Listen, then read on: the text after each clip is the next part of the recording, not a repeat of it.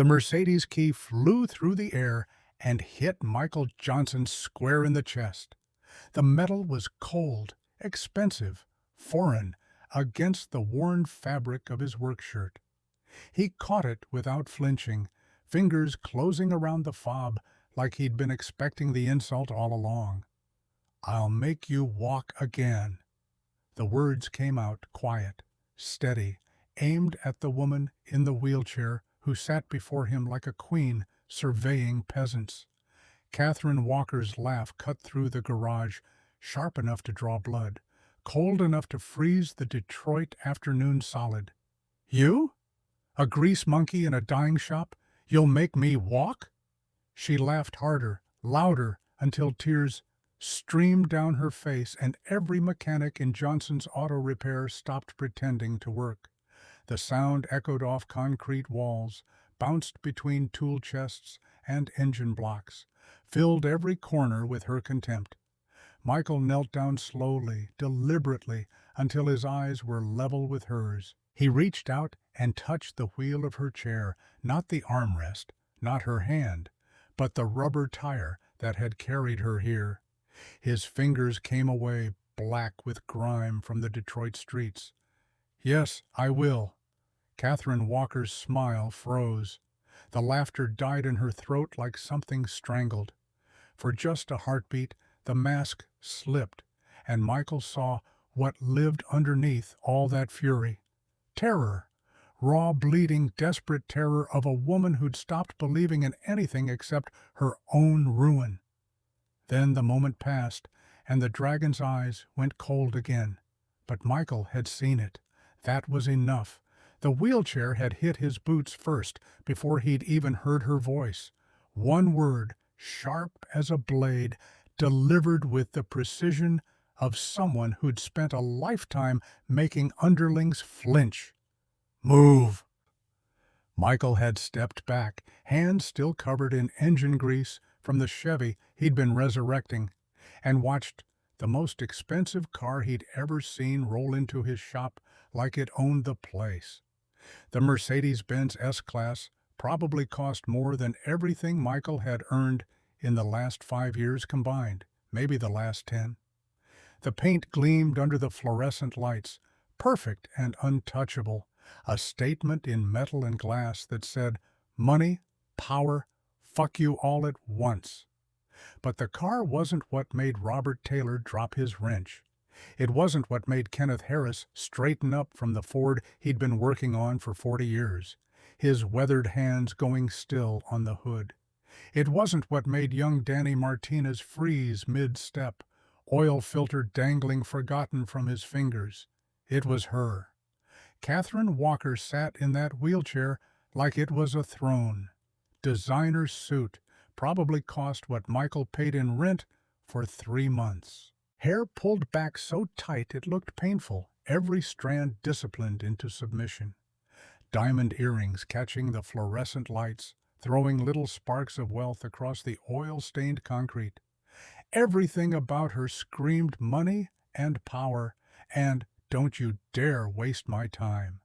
Everything except her legs, which sat motionless beneath her skirt, dead as the engine Michael had been trying to resurrect all morning. "Well?" Catherine's voice could have cut glass. "Are you deaf or just slow? I said my car needs fixing."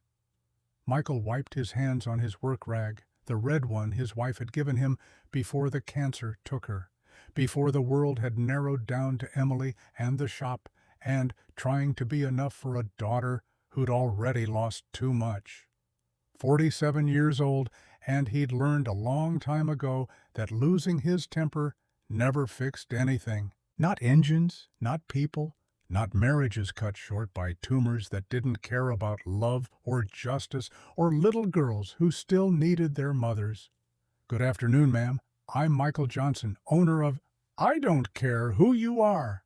Catherine's eyes swept across the shop like she was cataloging every stain, every crack in the concrete, every piece of evidence that this place was beneath her notice.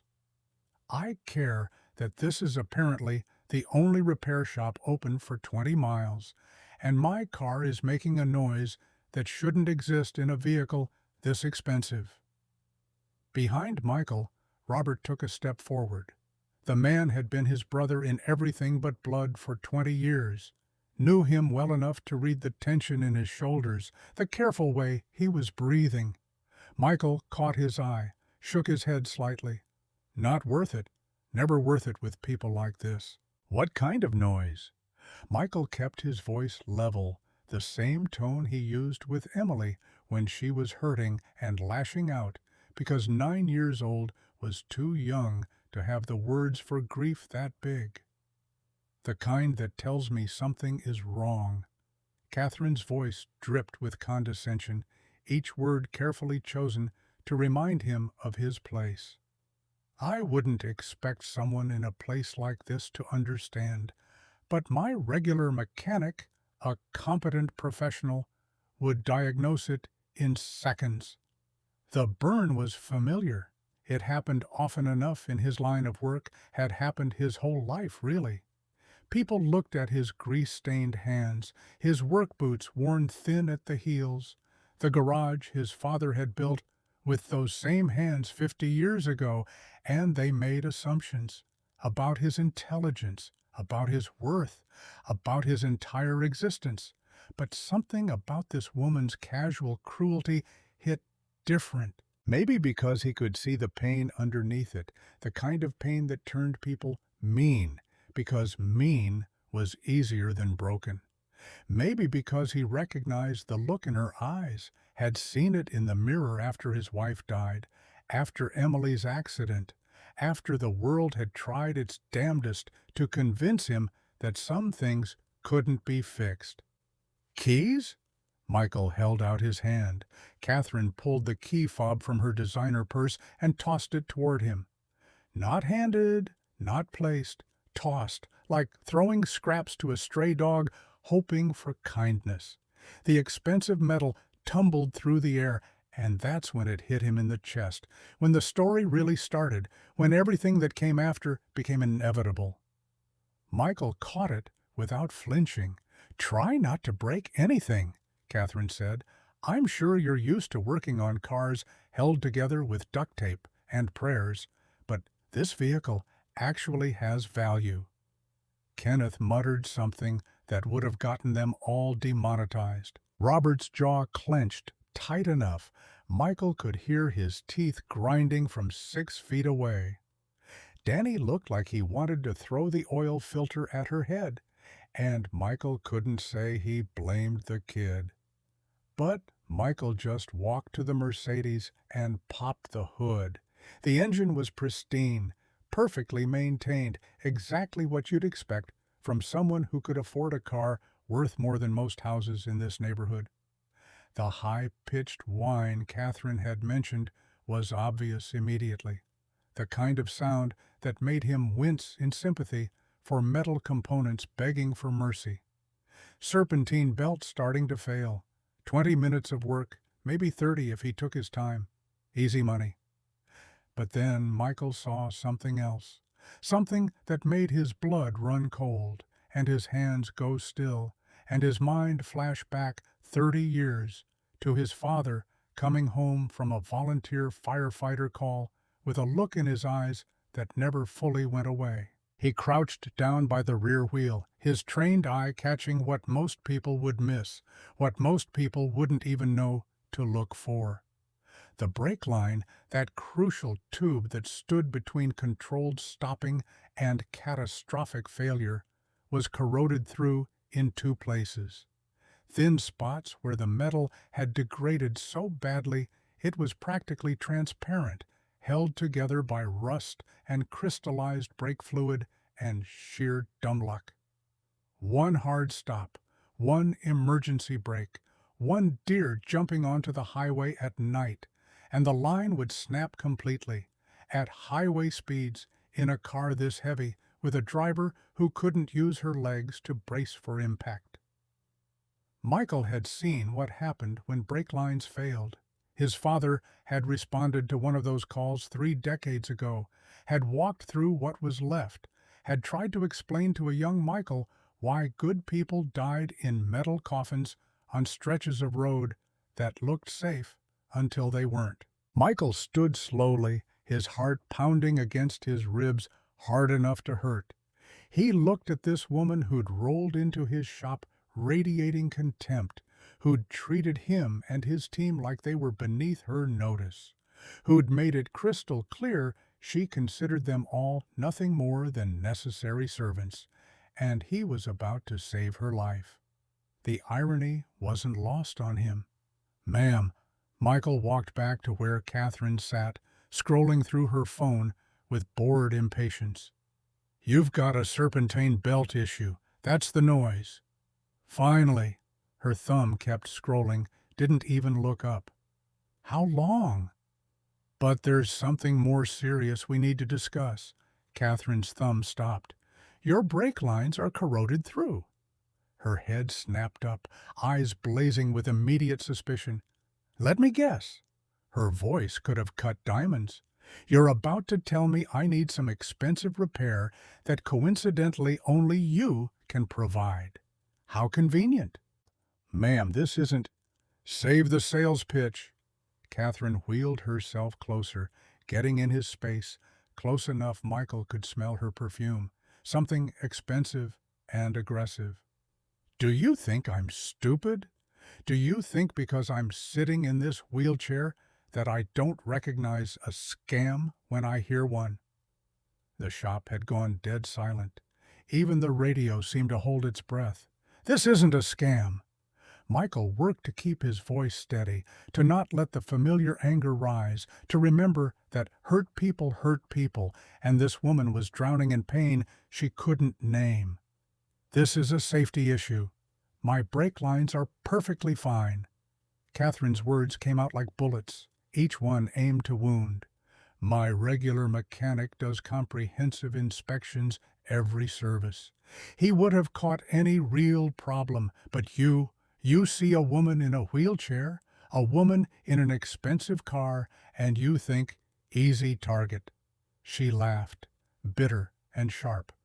"Well, you picked the wrong person to try this on. I've destroyed careers of people far more clever than you." Something shifted inside Michael's chest. Not anger exactly, something deeper than that, older, more tired. A bone-deep exhaustion with being dismissed, with being assumed dishonest, with being treated as less than human because his hands were dirty and his shop wasn't in a wealthy zip code. "Robert," Michael called out, not taking his eyes off Catherine, "bring me my phone." Robert handed over the device, confusion clear on his weathered face. Michael switched to camera mode and walked back to the rear wheel. "Come here," he said to Catherine. "Excuse me?" "I said come here." Michael's voice carried an edge now, something that made even Catherine pause. "You want to see what a scam looks like? I'll show you exactly what's under your car. Then you can decide if I'm lying." For a moment, Catherine looked like she was going to refuse. Her jaw was tight, her eyes narrowed, every line of her body radiating defiance. Then something shifted. Pride, maybe, or the desire to prove him wrong. She wheeled herself forward. Michael crouched down again, holding his phone so the camera captured the corroded brake lines in sharp detail. He zoomed in on where the metal was eaten through, held together by nothing but rust and crystallized brake fluid and prayers that weren't being answered. "See that?" He angled the screen so she could see clearly.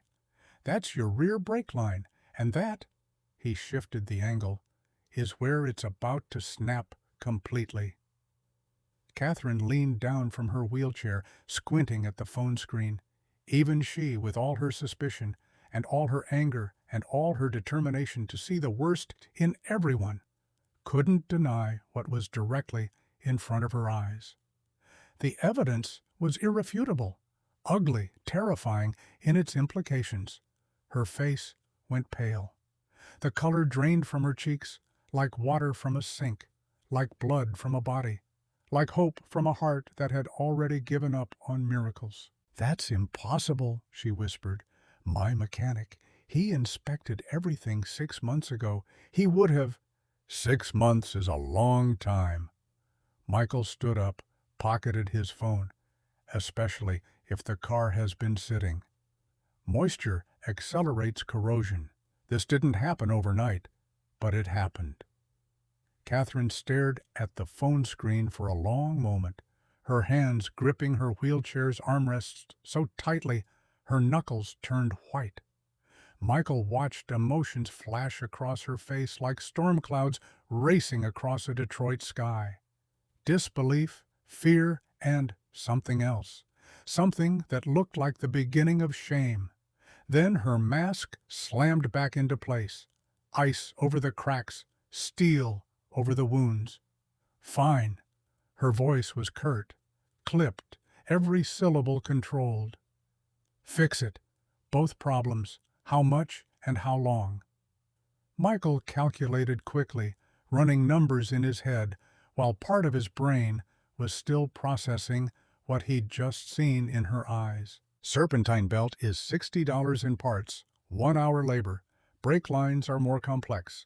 I need to replace both rear lines completely, flush the system, test everything thoroughly.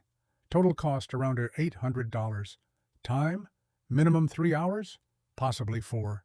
4 hours? Catherine's voice rose sharply. That's unacceptable. I have a meeting downtown in 90 minutes. Just do the belt. No. The single word hung in the air like a challenge, like a thrown gauntlet, like the first crack in ice that would either hold or shatter completely. Catherine's head turned slowly toward him, her eyes narrowing to slits. "What did you just say to me?" "I said no." Michael's voice was steady as bedrock, immovable as the Detroit River. "I'm not letting you drive out of here in a death trap. Those brake lines could fail any time. On the highway, in traffic, anywhere. I won't be responsible for that." "You don't get to tell me what to do." Catherine's voice dropped to something dangerous, something that had probably made corporate executives weep in boardrooms across the country. "This is my car. I'm the customer. You work for me." "Wrong." Michael stepped closer, looking down at her without flinching, without apology, without the deference she clearly expected. "I work for myself. This is my shop, and in my shop I don't send people out to die in unsafe vehicles, not for any amount of money, not ever." Catherine's face flushed with anger. A vein pulsed at her temple, visible even under the careful makeup. "You can't force me to get the work done. Give me my keys." "Sure." Michael's voice was calm, reasonable, the same tone he'd used when Emily had tried to quit physical therapy, when she'd screamed that she hated him for making her try. "Right after you sign a liability waiver stating that I informed you of the dangerous condition of your vehicle and you chose to decline the repair against my professional recommendation." He pulled out his phone again, thumb hovering over the screen. "And after I called the police to report an unsafe vehicle about to enter public roads." He started dialing. Not the police, not yet, but she didn't know that. "You wouldn't dare." Catherine's voice was barely above a whisper. Michael kept dialing. "Wait." The word cracked across the shop like a whip, then quieter, with visible effort, like each syllable cost her something precious. "Wait, just wait." Michael lowered the phone. Catherine took a shaking breath. When she spoke again, her voice was different. Still angry, but underneath the anger was something raw, something painful, something human. "Why do you care?" The question hung between them, genuine and devastating in its simplicity. "You don't know me," Catherine continued, her voice rising and falling like someone trying to keep their head above water. "I've been nothing but cruel to you since I arrived. I've insulted you, insulted your shop, treated you like you're beneath me. So why do you care if I drive away and something happens?" The question was real. She actually wanted to know. Needed to know, maybe. Like the answer might explain something she'd lost track of a long time ago. Michael thought about Emily, about the kind of man he wanted her to see when she looked at her father. He thought about his own father, who'd taught him that a mechanic's job wasn't just fixing machines, it was protecting the people who trusted you with their lives. He thought about his wife, who'd said everyone deserves someone who believes in them, who'd lived that truth right up until the cancer took her voice, but not her conviction. Because it's the right thing to do, Michael said simply, and because nobody deserves to die because of failed breaks, no matter how they treat other people. He met her eyes, held them. Even people who treat me like garbage. Something cracked in Catherine's expression, just for a heartbeat, just for a moment so brief Michael almost missed it. He saw past all the anger and defensiveness to the agony underneath. Raw, bleeding pain that had nothing to do with her paralyzed legs and everything to do with her broken soul. Then the moment passed. Her cold mask returned, familiar and protective. 3 hours? She asked. Minimum? Catherine's jaw tightened. Fine, I'll cancel the meeting, but I'm watching every single thing you do. If you try to add any unnecessary work, if you try to cheat me in any way, you'll... What? Michael asked, not unkindly. Leave a bad review? You've already made it clear what you think of me in this place. I'm not doing this for your approval, ma'am. I'm doing it because it's my job to keep you safe. Robert brought over a folding chair and set it up where Catherine could watch the work area. She positioned herself like a general surveying a battlefield, her eyes tracking Michael's every movement, looking for fraud that wasn't there, for deception that existed only in her own expectations. Michael got to work, hyper-aware of her scrutiny. The serpentine belt drives all your accessories, he explained, removing the old belt with practiced efficiency. Alternator, power steering, air conditioning. When it fails, everything stops working at once. I'm not mechanically ignorant, Catherine said sharply. I know what a serpentine belt does. Didn't say you were. Michael kept working, his hands moving through motions he'd performed 10,000 times, muscle memory and skill built over decades of fixing things people said couldn't be fixed. The work continued in tense silence. Michael moved to the brake lines, and the complexity of the repair demanded his complete focus. But during the quiet moments, waiting for parts, letting brake fluid drain, Catherine started talking. Not to him exactly, more like filling the silence with observations, criticisms, commentary about the state of the neighborhood, the decline of American manufacturing, the death of quality workmanship. But Michael noticed something beneath her words. Knowledge. Real deep knowledge about business, about economics, about the forces that had hollowed out communities like this one, that had turned places like Detroit into graveyards of industry and broken promises. My father owned a shop like this, Catherine said suddenly, watching Michael thread a new brake line with careful precision. 3 of them, actually, before everything changed. It was the first personal thing she'd shared. Michael glanced up, surprised. That right? Long time ago. Catherine's voice was distant, like she was talking to someone who wasn't there, to someone she used to be. Before the world decided that people like my father, people who worked with their hands, who fixed things instead of just throwing them away, weren't valuable anymore. She stopped abruptly, like she'd said too much, revealed something she hadn't meant to expose. Michael went back to work, but something had shifted in the room. The anger had diffused slightly, replaced by something more complicated. Not quite understanding, but maybe the possibility of it. The recognition that neither of them was quite what the other had assumed. An hour into the repair, Catherine's phone rang. She answered with her business voice, crisp and commanding, nothing like the slightly softer tone she'd been using. "Yes, I'm aware. I can't make it. My car broke down." A pause. "That's irrelevant. Reschedule for tomorrow. Same time, non-negotiable." She ended the call without saying goodbye, without apology, without explanation. "Important meeting?" Michael asked, not looking up from his work. A performance review? Then unexpectedly, I run a consulting firm, corporate restructuring. Sounds challenging. Catherine's laugh was bitter, broken, full of self-loathing that hit Michael like a physical thing. It's soul-destroying. I spend my days firing people, dismantling departments, turning human beings into line items on spreadsheets.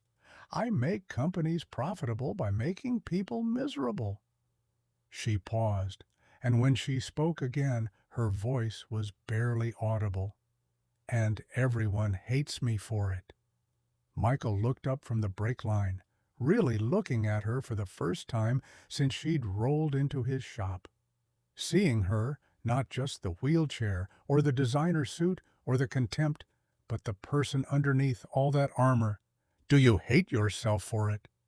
The question was too personal, too direct, crossed every boundary of mechanic and customer, of stranger and stranger. But something in the moment felt like it demanded honesty. Like anything less would be a betrayal of whatever fragile thing was forming between them. Catherine didn't snap at him this time, didn't deflect or dismiss or attack. She just sat there in her wheelchair, staring at her motionless legs, and when she answered, her voice was a whisper that barely made it across the garage. "Every single day." Before Michael could respond, before he could find words adequate to that kind of confession, young Danny Martinez called out from the front office, "Boss, something fell out of the Mercedes." The 19-year-old walked over, holding a medical alert bracelet. Its metal gleamed under the shop lights, innocent and devastating. "Must have fallen from her purse when she transferred to the wheelchair."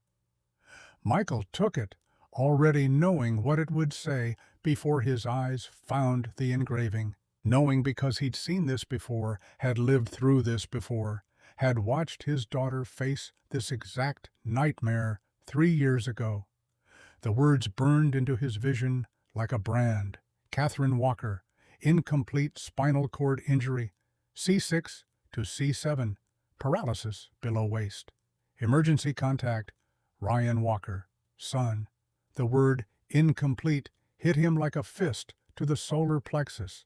Not complete, not permanent, not hopeless.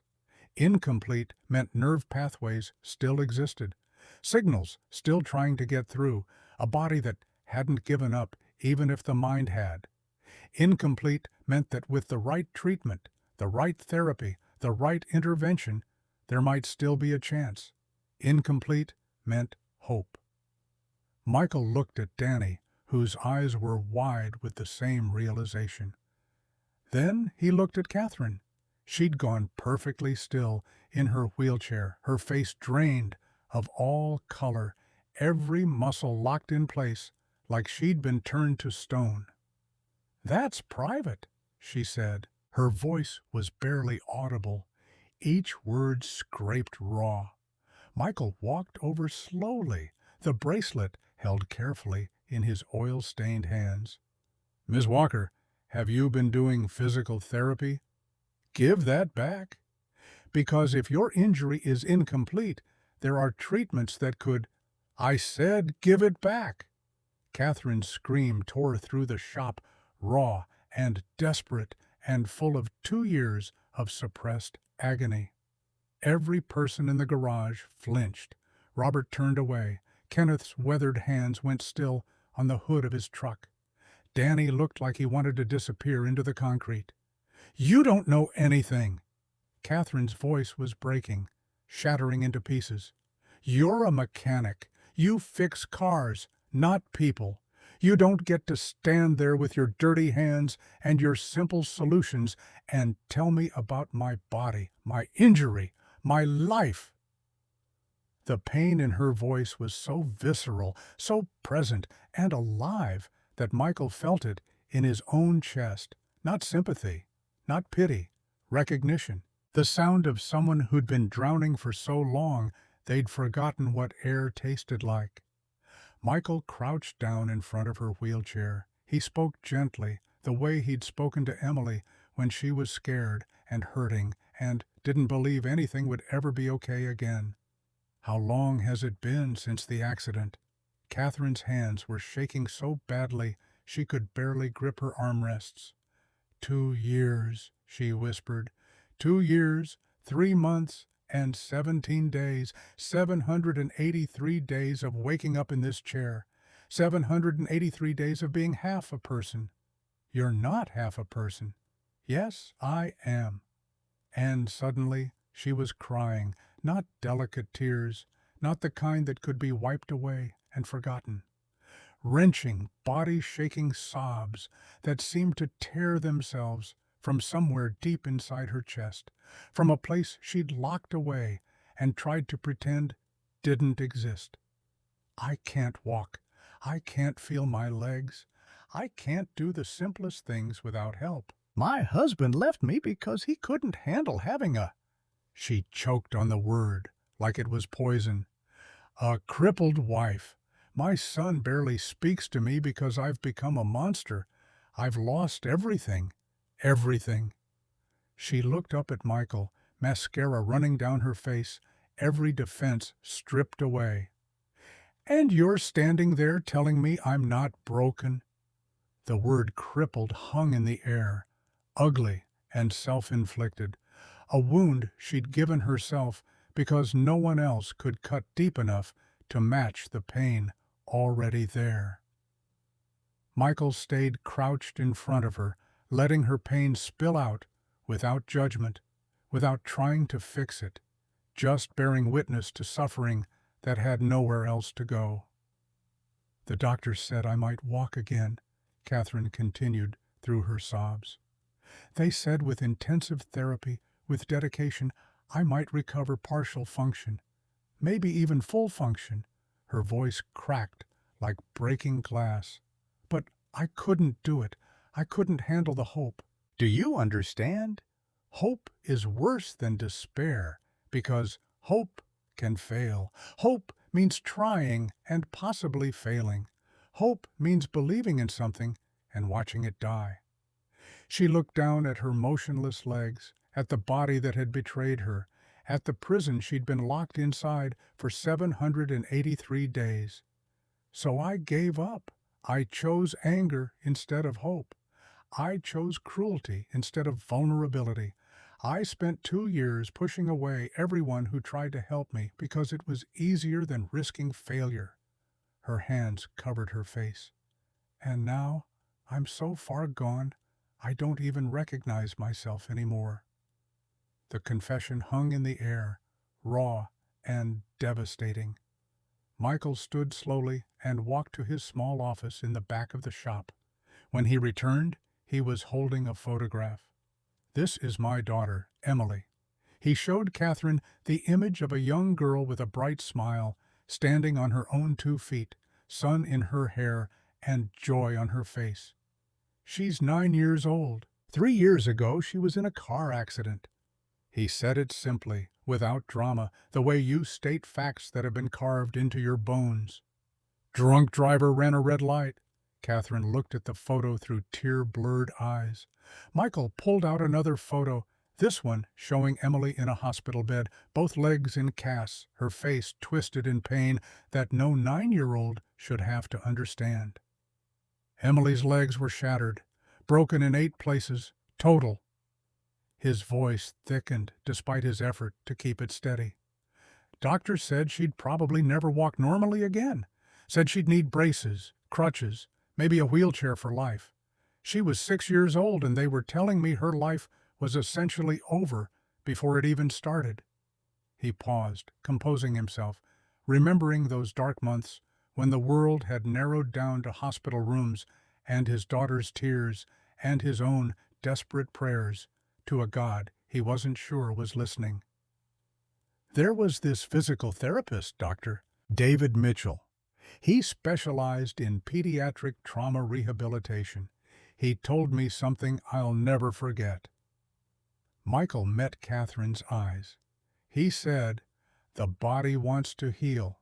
It's designed to heal, but healing requires two things: the right intervention and the courage to endure the pain that comes with recovery." He showed Catherine a third photo, Emily taking her first steps after surgery, supported by parallel bars, determination blazing in her young eyes like a fire that refused to be extinguished. The therapy was brutal. Emily cried every single session. She begged me to let her stop. She screamed that she hated me for making her try. Michael's eyes glistened. There were nights I almost gave in, almost let her quit, because I couldn't stand watching her suffer. "But you didn't," Catherine whispered. "No, because Dr. Mitchell reminded me that temporary pain leads to permanent healing, that giving up meant condemning her to a lifetime of limitations." He showed the final photo, Emily from last month, running across a soccer field, her legs strong and whole, her smile radiant with the kind of joy that comes from overcoming the impossible. "She doesn't just walk now, she runs, plays sports, climbs trees, and scares me half to death." He looked directly into Catherine's eyes. "And none of that would have happened if I'd let her choose comfort over courage." Catherine stared at the photos, tears streaming down her face, seeing proof that miracles weren't just stories people told to make themselves feel better about tragedies they couldn't change. Michael knelt down in front of her wheelchair again. Dr. Mitchell moved his practice to Detroit 6 months ago. He's 15 minutes from here. Specializes in incomplete spinal cord injuries. His voice dropped to something quiet, something certain. "And, Ms. Walker, if you're willing to try, really try, I'm going to make you a promise." "What promise?" Her voice was barely a whisper, fragile as glass, terrified as a child in the dark. Michael reached out and gently touched the wheel of her chair. Not her hand, not her arm, but the symbol of her imprisonment, the thing that had defined her for 783 days. "I'll make you walk again." Catherine's laugh was harsh, broken, full of disbelief and desperation, and the kind of hope that feels like drowning. "That's impossible. You're a mechanic, not a miracle worker. You can't fix people like you fix cars." Michael smiled, not smugly, but with absolute conviction born from watching his daughter climb back from the edge of forever. "I fix broken things," he said simply. "That's what I do. I find what's damaged, I figure out what needs to be repaired, and I don't stop working until it functions again." He looked at her with eyes that held no pity, only faith. "And, Catherine Walker, you are not beyond repair. Not your legs, not your spirit, not your life." For a long, trembling moment, Catherine just stared at him. Then she said the words that proved there was still fight left in her, still something worth saving buried under all that pain. "I don't believe you." Michael's smile widened. "Good. That means you still care enough to argue. That means there's still fight in you." He stood up. "So prove me wrong. Come to one appointment with Dr. Mitchell, just one. If he says there's no hope, I'll never mention this again. But if there's even the smallest chance," he let the question hang, let it settle into the space between them, let it find whatever part of her still remembered what wanting something felt like. "Don't you owe it to yourself to find out?"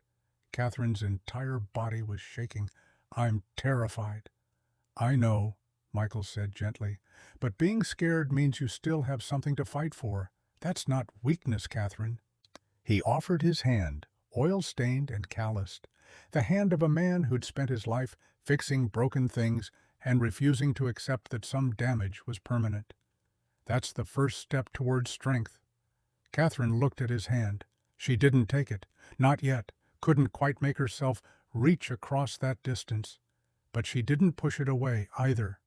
And somewhere deep inside her chest, in a place she'd thought was dead forever, something flickered. Small, fragile, terrifying, as standing at the edge of a cliff, with nothing but faith to keep you from falling, but undeniably, impossibly, devastatingly alive. The brake line repair took another 90 minutes. During that time, Catherine didn't say a word. She sat in her wheelchair, staring at nothing, her mind clearly somewhere far from this grimy Detroit garage where a mechanic had just promised her the impossible. Michael worked in silence, giving her space. He'd planted a seed. Now it needed time to take root, to push through soil packed hard by 2 years of anger and fear and the kind of despair that makes giving up feel like wisdom. When he finally tested the brakes, 3 separate times, refusing to rush, even though the afternoon was bleeding into evening, he pulled the Mercedes around to the front of the shop. "All finished. Your car is safe." Catherine transferred herself back into the driver's seat with practiced efficiency, movements smooth from repetition, from 783 days of adaptation. She started the engine, tested the brakes herself, felt the smooth response that came from properly functioning systems, from parts that would hold when she needed them to hold. Before she closed the door, she looked at Michael one final time. "This Dr. Mitchell. What's his number?" Michael pulled out his phone and sent the contact information to hers. "Tell him Michael Johnson referred you. He'll take care of you." Catherine nodded, her expression unreadable. Then she did something that shocked every person in the shop who'd witnessed the past 3 hours. "I'm sorry." Her voice was clear and sincere, stripped of all the armor she'd worn when she rolled in here. "For how I treated you, all of you. For every cruel word, every dismissive look, every moment I made you feel less than human. I was wrong, completely, inexcusably wrong." Michael smiled. "Apology accepted. I don't deserve your forgiveness." "Maybe not," Michael agreed, "but I'm giving it anyway. That's what decent people do." The Mercedes pulled away, and Michael watched it disappear down the street, watched Catherine Walker drive back toward whatever life waited for her outside these walls. Robert came to stand beside him, shaking his head slowly. "Boss, did you really just promise to make that woman walk again?" Michael thought about Emily's first steps after therapy, about the moment she'd run to him without crutches for the first time, about miracles that came from refusing to accept defeat. "No, I promised to help her find hope. The walking, that's up to her." What none of them knew, what Michael couldn't possibly have seen, was that Catherine had pulled over 3 blocks away. She sat in her car, staring at Dr. Mitchell's contact information on her phone screen, her finger hovering over the call button. For 2 years, she'd convinced herself that hope was dangerous, that trying was foolish, that accepting her limitations was the only logical choice. But sitting there in her perfectly repaired car, saved by a mechanic she'd treated like dirt, Catherine felt something she thought had died inside her. A spark, small, fragile, terrifying, but undeniably alive. She thought about her son, Ryan, who'd stopped visiting because her bitterness had become toxic. She thought about the person she'd been before the accident, before anger had consumed everything good inside her. She thought about Michael Johnson's absolute conviction when he'd said those impossible words. Catherine took a shaking breath and pressed the call button. The phone rang once, twice, 3 times. Then a warm voice answered. "Dr. Mitchell's office? This is Rebecca speaking. How can I help you?" Catherine's voice trembled as she spoke the hardest words she'd said in 2 years. "My name is Catherine Walker. I was referred by Michael Johnson, and I think I need help." 3 weeks passed. 3 weeks since Catherine had made that phone call, since she'd sat in her car, trembling with fear and something that felt dangerously close to hope. Now she sat in the rehabilitation center's waiting room, her wheelchair positioned precisely between 2 potted plants, her hands gripping a folder of medical records so tightly the edges had started to crease.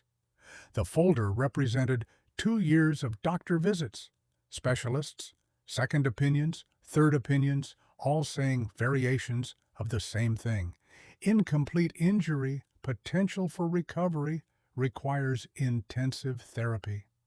Words she'd heard so many times they'd lost meaning had become just sounds her brain filtered out like traffic noise or rain on windows. Words she'd stopped believing could apply to hers until a grease-stained mechanic had looked her in the eyes and promised to make her walk again. "Ms. Walker!" A nurse appeared in the doorway, clipboard in hand, warm smile on her face. "Dr. Mitchell is ready for you." Catherine's stomach twisted. She'd canceled this appointment twice already, rescheduling at the last minute with elaborate excuses. Dr. Mitchell's office had been patient, understanding, almost too kind. It made Catherine suspicious. Nobody was that kind without wanting something, but here she was. Third appointment scheduled, actually present this time. Michael had called her yesterday, just to check in, like they were friends instead of customer and service provider. Like he actually cared whether she showed up. "You promised to try," he'd reminded her gently. "Just one appointment, that's all I asked." So she'd come, not because she believed anything would change, but because some small, stubborn part of her refused to prove Michael right about her cowardice. The examination room was different from what Catherine expected. No sterile white walls, no harsh fluorescent lighting. Instead, warm colors, natural light streaming through large windows, equipment that looked more like a gym than a medical facility. Dr. David Mitchell stood when she entered, a man in his 50s with kind eyes and surprisingly muscular forearms. He wore casual clothes instead of a white coat. When he shook her hand, his grip was firm but gentle, the kind of touch that said, "I see you," without saying, "I pity you." "Ms. Walker, Michael Johnson speaks very highly of you." Catherine's eyebrows rose. "Does he? That's generous, considering I was unspeakably rude to him." "He mentioned that, too. He also said you apologized." Dr. Mitchell smiled, which apparently made quite an impression. Michael doesn't refer patients to me lightly. He only sends people he believes are ready to fight. I'm not ready to fight. I'm here because I made a promise I'm already regretting. Honesty. Dr. Mitchell nodded appreciatively. Good. We'll need a lot of that. May I examine you? The examination was thorough, unlike anything Catherine had experienced in 2 years of medical appointments. Dr. Mitchell didn't just check her reflexes and range of motion. He asked questions, dozens of them, about her accident, yes, but also about her life before, her work, her son, her dreams, the marathon she used to run. Boston, New York, Chicago, Dr. Mitchell observed, reading through her medical history. Impressive times. You were serious about running. Used to, Catherine emphasized bitterly. Past tense. Dead dreams. Are they? Dr. Mitchell's eyes met hers. Or are they just dreams that require a different path? Catherine laughed harshly. I can't feel my legs, Dr. Mitchell. I think the marathon dreams are pretty definitively dead. Dr. Mitchell set down the file and pulled up a chair directly across from Catherine, sitting so they were at eye level. Tell me something. When you ran those marathons, did you ever hit a wall? A point where your body screamed at you to stop, where every muscle burned, where your mind told you it was impossible to continue? Of course, every marathon has a wall. And what did you do when you hit it? Catherine was quiet for a moment, remembering the feel of pavement under her feet, the burn in her lungs, the voice in her head that said, "Stop, stop, stop." I kept running, because stopping meant failing, and I don't fail. You don't fail, Dr. Mitchell repeated softly. Except you've been failing for 2 years now, haven't you? Failing to try, failing to hope, failing to fight for yourself the way you fought through those marathons. The words hit like a physical blow. Catherine felt tears starting again, always crying lately, hated herself for the weakness. You don't understand. Running through pain when you know you'll finish is different from fighting when you might fail, when you probably will fail. You're right, Dr. Mitchell agreed. It is different. It's harder. It requires more courage, not less. He leaned forward. And Catherine, I've reviewed your scans, your medical history, every test result from the past 2 years. Do you want to know what I see? Catherine wasn't sure she did, but she nodded anyway. Dr. Mitchell pulled up images on his computer, scans of Catherine's spine, detailed and color-coded. He pointed to specific areas, explaining in terms she could understand, without condescension, without assuming she was too broken to comprehend technical medical reality. Your spinal cord injury is at C6 to C7, incomplete classification. You have preserved sensation in some areas, which means neural pathways are still intact. Your muscles haven't atrophied significantly, which tells me your body is still trying to send signals even if your brain isn't receiving them properly. He pulled up another image. This is remarkable, actually. Most patients with incomplete injuries who don't pursue immediate therapy show significant degradation within the first year, but you, he gestured at the screen, you're maintaining, almost like your body is waiting for you to decide to use it again. What are you saying?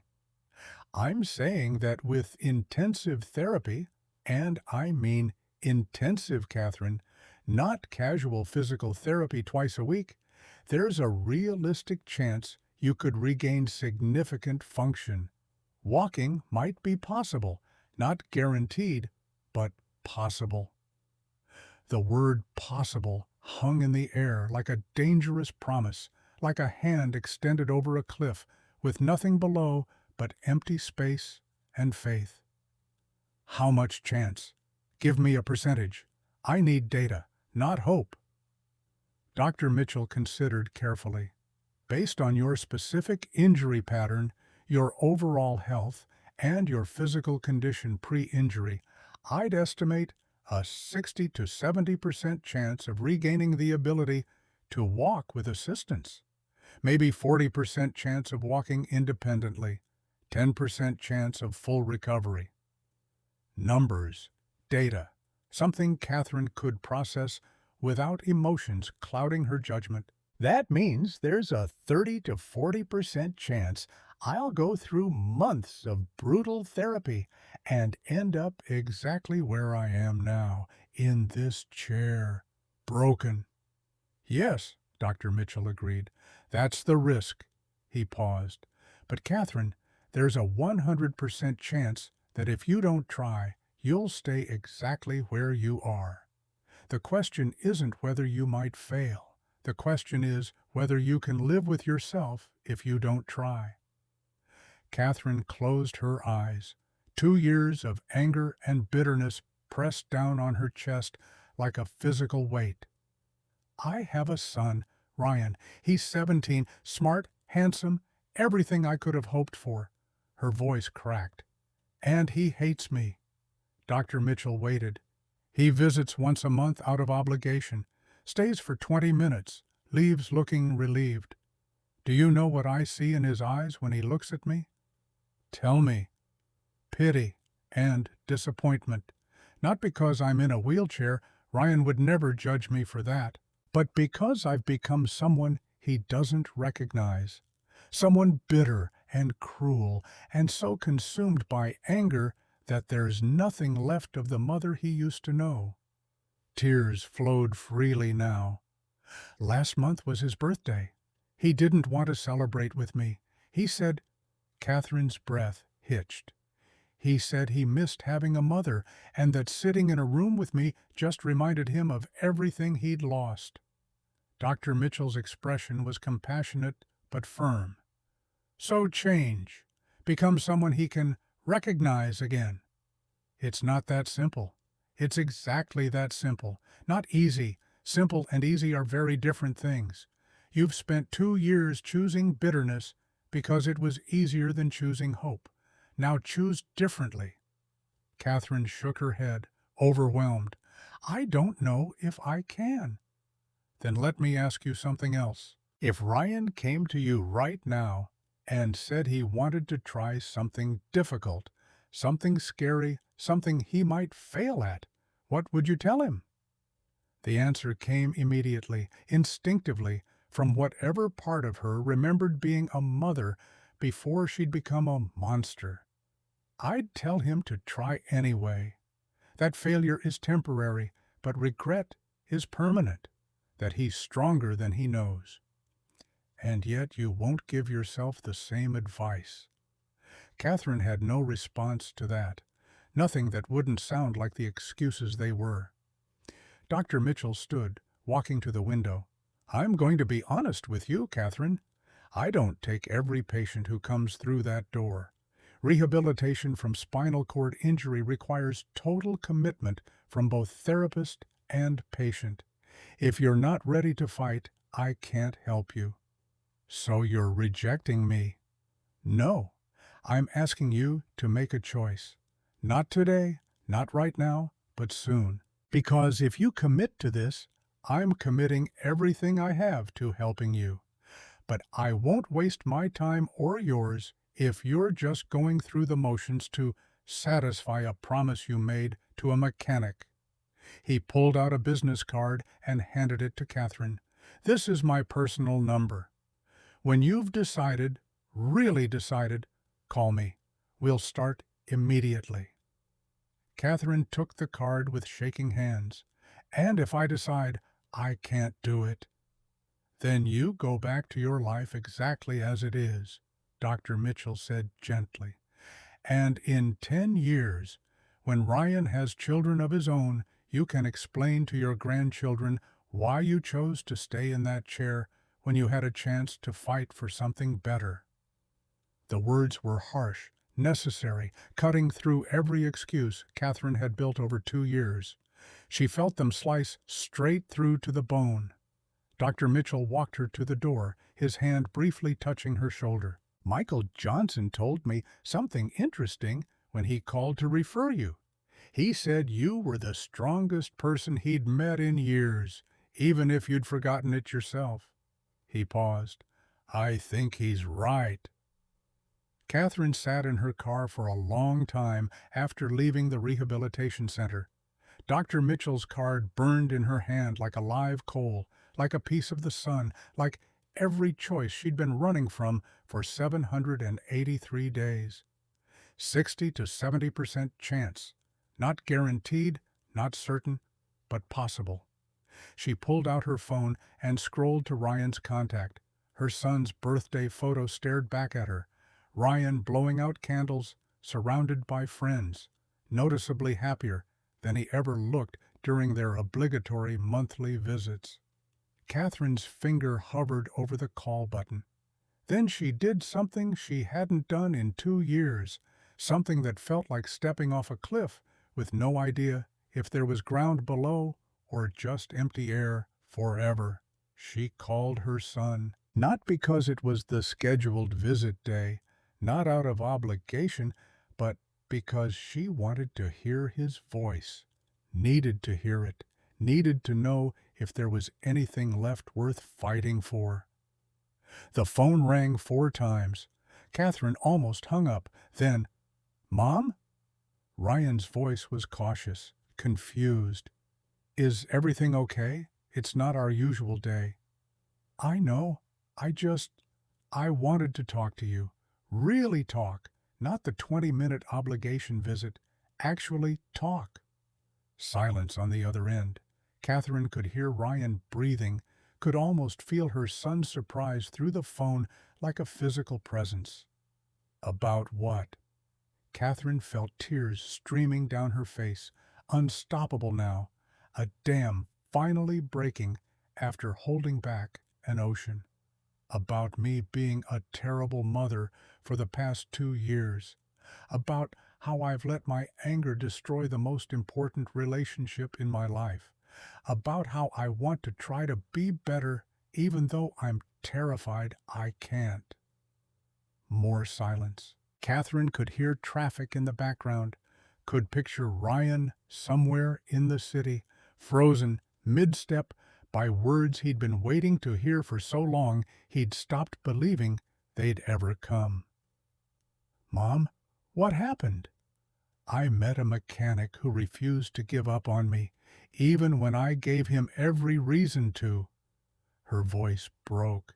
"And I'm tired, Ryan. I'm so tired of being angry all the time." "I'm tired too, Mom."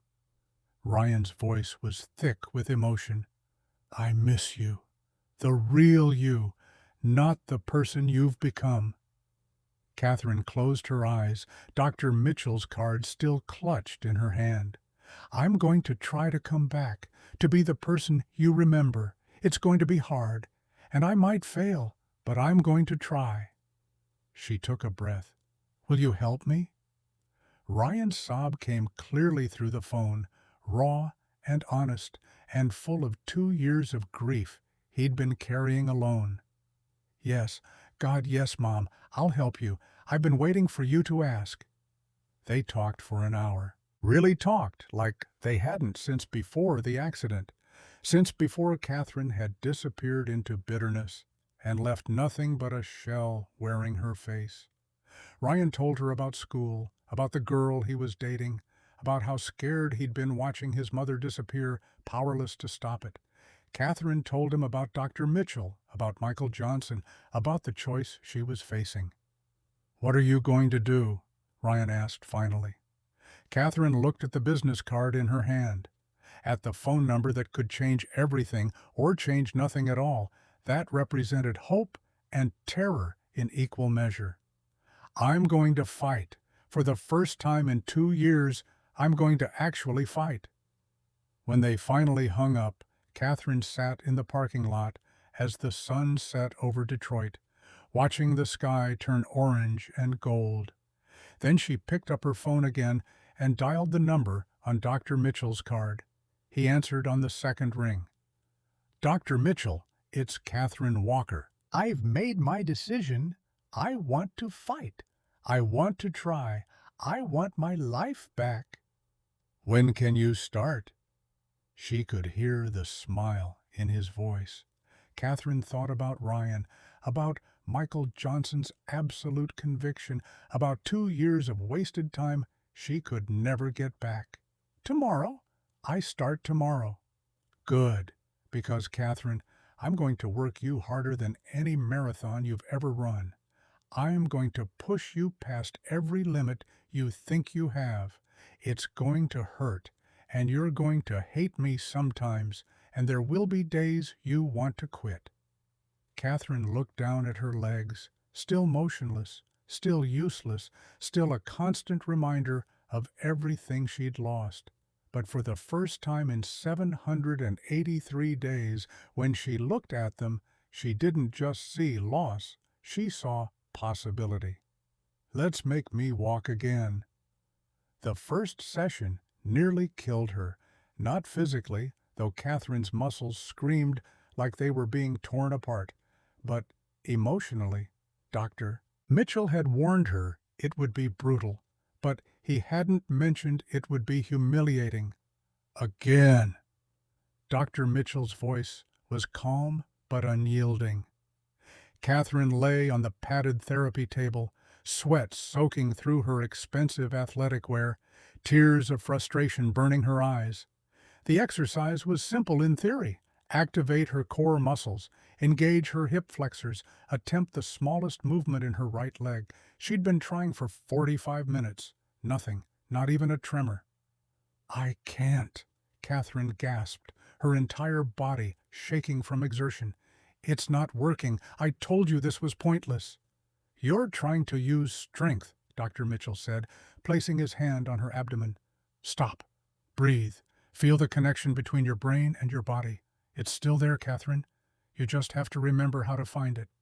I've been trying for 45 minutes. There's nothing to find. The connection is broken. Again.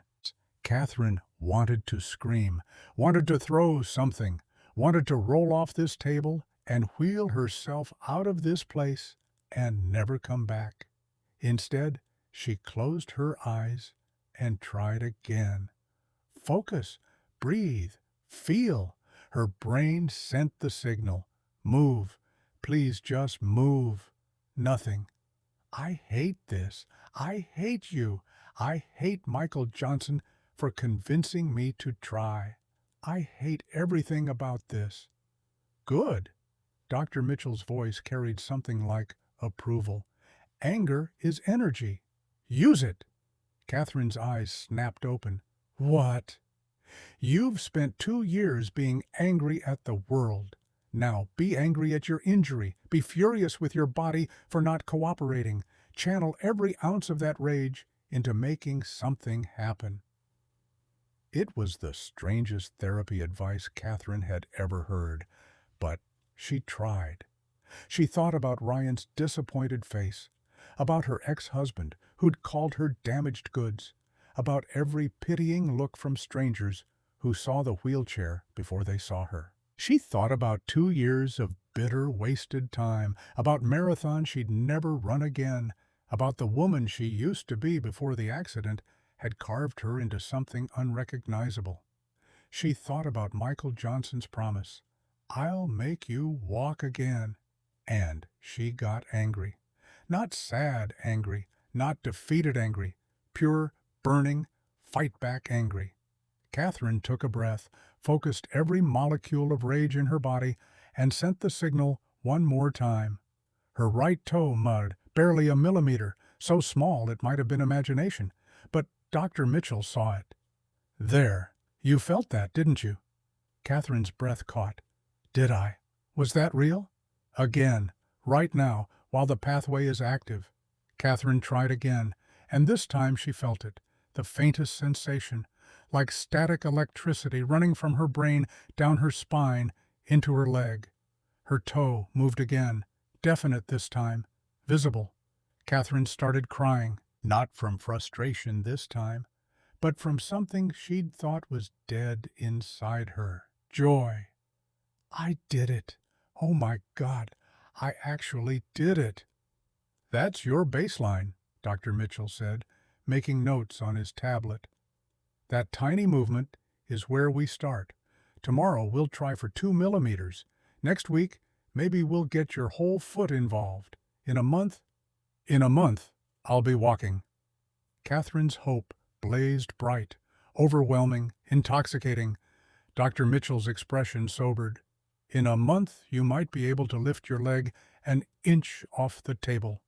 The joy dimmed. How long total? How long until I walk? If everything goes perfectly, 6 months minimum, more realistically, a year, maybe longer. Catherine's heart sank. A year of this?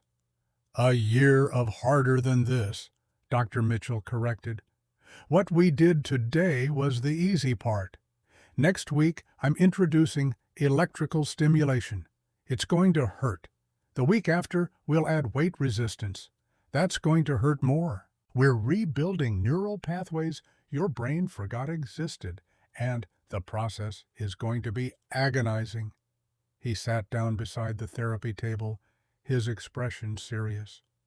"This is your last chance to walk away, Catherine.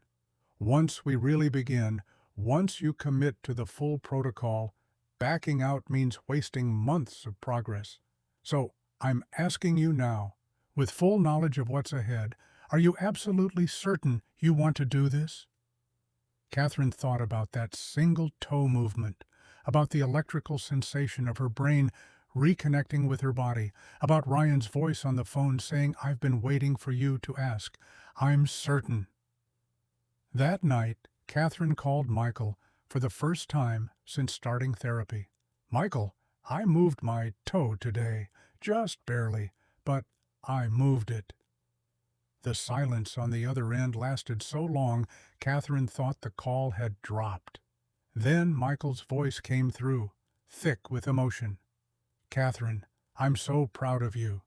Those simple words broke something open inside her chest. I haven't heard that in so long, not from my ex-husband, not from my colleagues. Ryan said it last week, but hearing it from you... She stopped, unable to continue. "You're doing something incredibly brave, something most people wouldn't have the courage to attempt. That deserves recognition." They talked for an hour. Michael told her about Emily's latest soccer game, about a difficult engine repair, about normal life continuing outside Catherine's bubble of therapy and pain. It felt almost like friendship. "Michael, why did you help me? Really, you didn't owe me anything. I was terrible to you." Michael was quiet for a moment. "Because I saw something in you that you couldn't see in yourself. And because sometimes people just need someone to believe in them when they've forgotten how to believe in themselves." After they hung up, Catherine sat in her apartment, the expensive, empty apartment she'd bought after her divorce, and looked at her legs. They'd moved today. Barely, but they'd moved. Tomorrow she'd try for more. Next week, even more. And eventually, somehow, she'd walk. Not because it was guaranteed, but because a mechanic had promised it was possible. And Catherine Walker had never walked away from a challenge in her life. She wasn't about to start now. 6 months felt like 6 years. Catherine stood in front of the full-length mirror in Dr. Mitchell's rehabilitation center, staring at the woman she barely recognized. Gone was the bitter, hollow-eyed person who'd rolled into Michael's shop in a fury. In her place stood someone who looked almost alive again. Almost. Because despite 6 months of brutal therapy, despite countless hours of pain and effort and tears, Catherine was still in her wheelchair, still unable to walk independently, still falling short of the promise Michael had made. "Ready for today's session?" Dr. Mitchell appeared behind her reflection, his expression carefully neutral. Catherine turned away from the mirror, shame burning in her chest. "I don't know why we're still doing this. 6 months, and I'm exactly where I started." "That's objectively false." Dr. Mitchell pulled up her progress charts on his tablet. 6 months ago, you couldn't move your toe. Now you can stand unsupported for 43 seconds. You can take 3 steps with the walker. Your sensation has returned in 60% of your lower body. Catherine, you've made remarkable progress. "But I'm not walking." "Michael promised I'd walk. You said there was a 60 to 70% chance. And I'm still in this chair." Dr. Mitchell sat down, his expression shifting to something more serious. "I need to tell you something, and you're not going to like it." Catherine's stomach dropped. "What?" "You're sabotaging yourself." The words hit like a slap. "Not physically," Dr. Mitchell continued. "Your effort in therapy is extraordinary, but mentally you're holding back. Every time you get close to a breakthrough, you pull away. It's like you're afraid of success." "That's ridiculous. Why would I be afraid of walking?" "Because walking means letting go of your excess." Dr. Mitchell leaned forward, his eyes locked on hers. "As long as you're in that chair, You can blame your anger on your disability. You can justify pushing people away, being cruel, avoiding real connection. But if you walk again, you lose that shield. You'll have to face who you've become and why. And that terrifies you more than staying paralyzed. The words cut straight through every excuse Catherine had built over 2 years, over 6 months of therapy, over a lifetime of running from vulnerability. I don't know how to be vulnerable, Catherine whispered. I've spent my whole life being strong, in control, never showing weakness. The accident took all that away, and if I walk again, I'll have to rebuild myself from scratch. I don't know if I'm brave enough. Dr. Mitchell's expression softened. When you called Ryan 6 months ago, when you admitted you'd been a terrible mother and asked for help, was that easy? It was the hardest thing I've ever done. And what happened? Catherine thought about the weekly phone calls with Ryan that had gradually extended from minutes to hours, about her son visiting last month and actually staying for an entire afternoon, laughing together like they used to. He came back to me, not all the way, but he's trying. Because you were vulnerable, because you admitted weakness. And Catherine, that's what real strength looks like. Not never falling, everyone falls, but having the courage to get back up and ask for help. Before Catherine could respond, the therapy room door burst open. Michael Johnson stood there, grease still on his hands, clearly having come straight from work. Behind him was Emily, 9 years old, bright eyes full of determination. "What are you doing here?" Catherine asked, startled. Michael's expression was intense, almost fierce. "Dr. Mitchell called, said you were giving up, said you'd convinced yourself you couldn't walk." He walked forward, his boots echoing on the floor. "So I came to remind you of something." Michael crouched down so he was eye level with Catherine in her wheelchair. "I made you a promise 6 months ago. I told you I'd make you walk again. And Catherine Walker, I don't break my promises." His eyes burned into hers. "But here's the thing. I can't make you walk. Only you can do that. I can believe in you. Dr. Mitchell can push you. Ryan can love you. But at the end of the day, you're the only one who can decide to take that final step."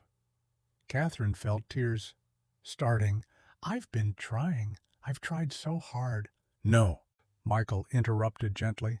"You've been trying to earn walking like it's a reward for suffering enough. But, Catherine, you don't have to earn this. You just have to choose it." He took her hands in his oil-stained, calloused ones. "Choose to believe you deserve to walk. Choose to believe you're worth the effort. Choose to stop punishing yourself." Emily stepped forward, her young voice clear and confident.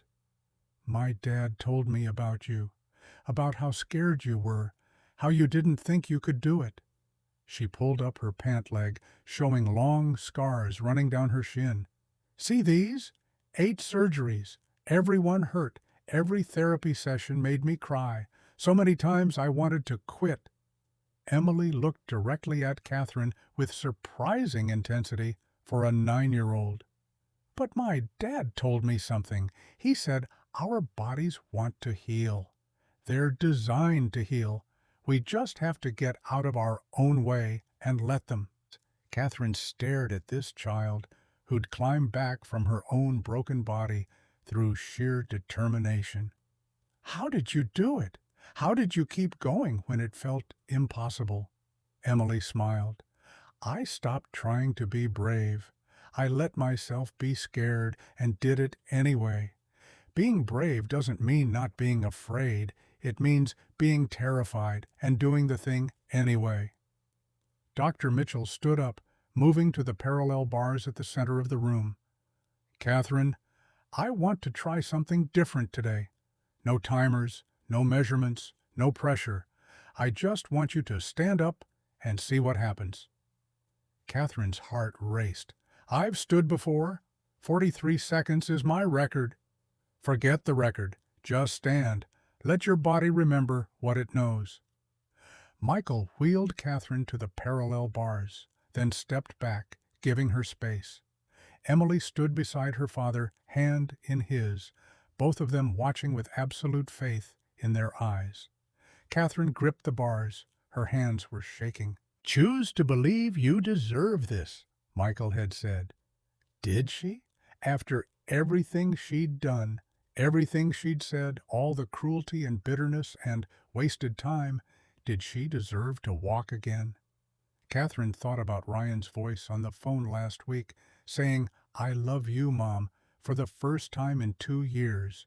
She thought about Dr. Mitchell's relentless patience, never giving up even when she'd given up on herself. She thought about Michael Johnson, a mechanic who'd seen worth in her when she'd seen nothing but contempt in herself. She thought about the woman she used to be, the marathon runner who'd never quit, who'd pushed through walls, who'd believed in her own strength. That woman was still inside her, buried under grief and anger and fear, but still there, waiting. Catherine took a deep breath and pulled herself up.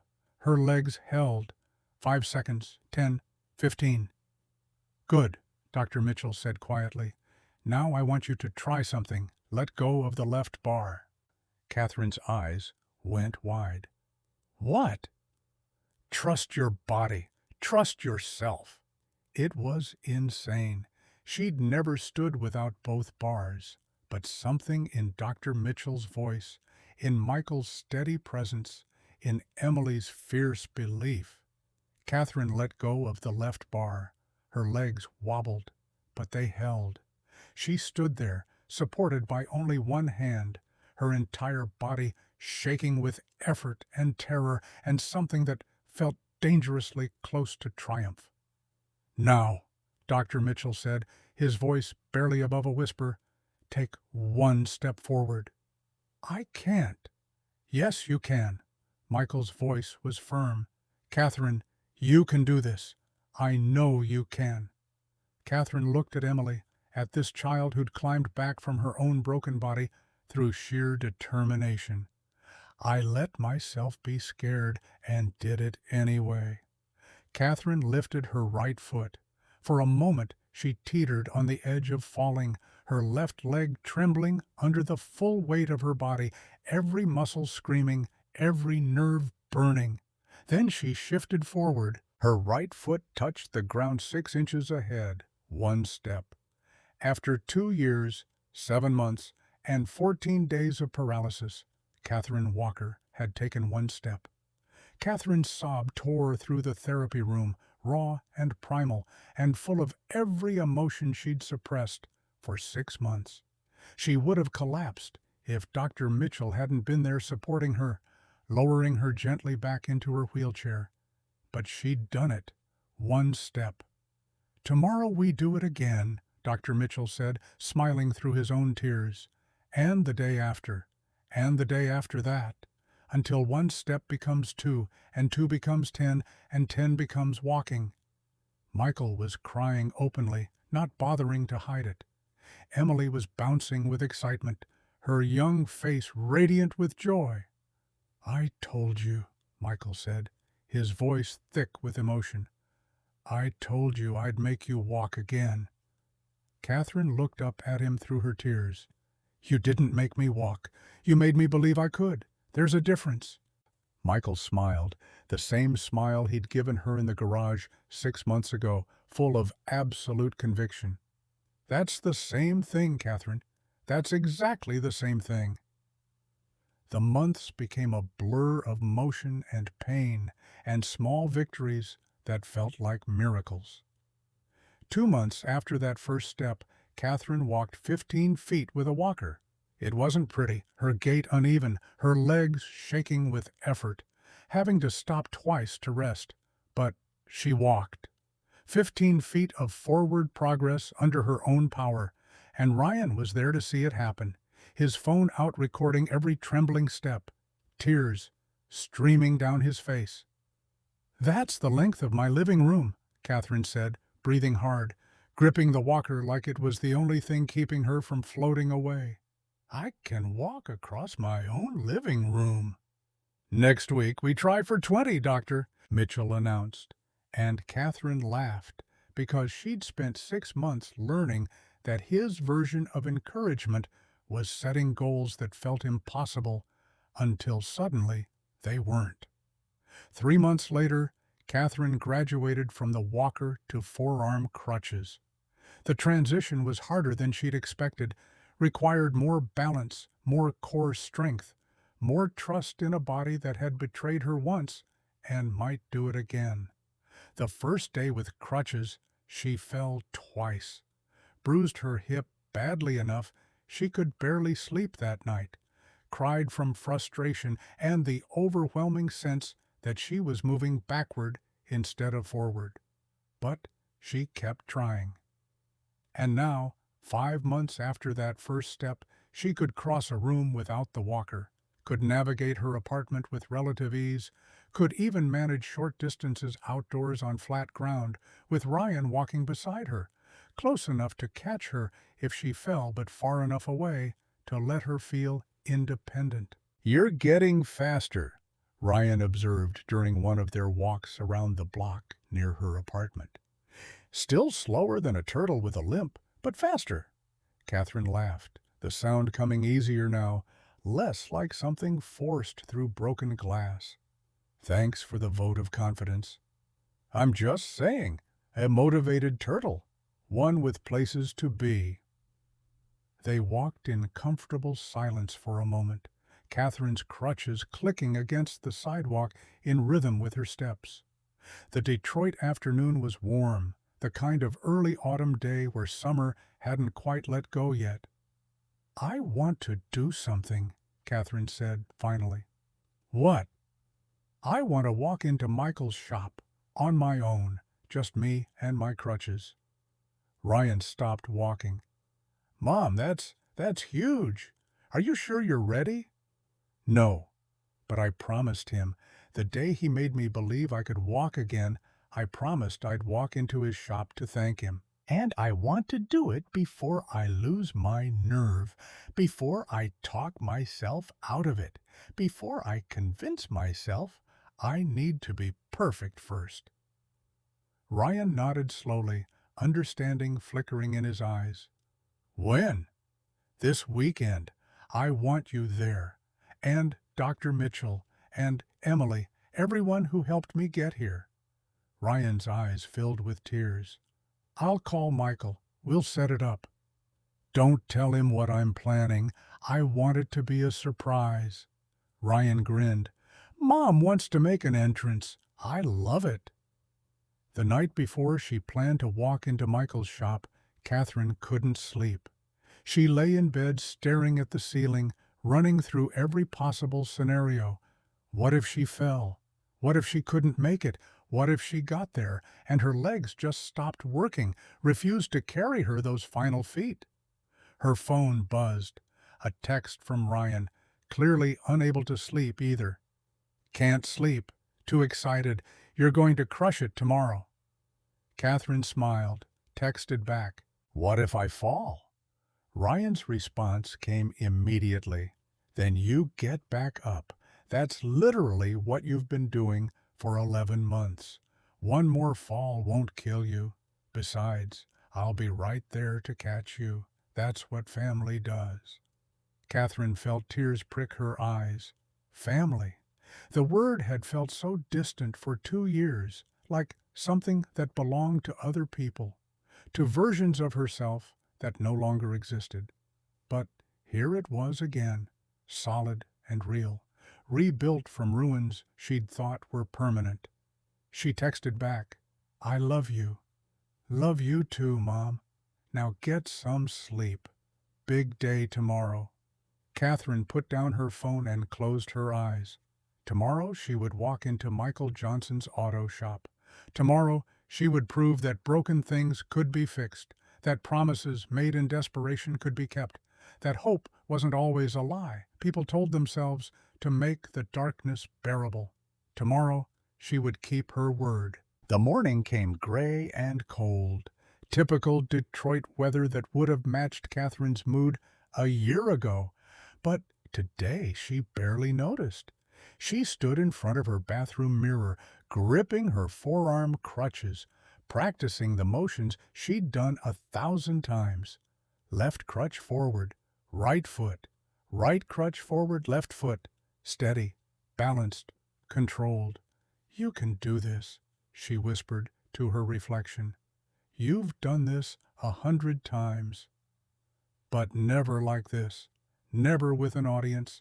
Never with everything on the line. Never with the weight of a promise made 11 months ago pressing down on her shoulders like something physical." Ryan knocked on her door at 9 sharp, right on time, reliable in a way that made Catherine's chest tight with gratitude and regret for all the months she'd pushed him away. "Ready?" Catherine took a breath. "No." Ryan smiled. "Perfect. Let's go."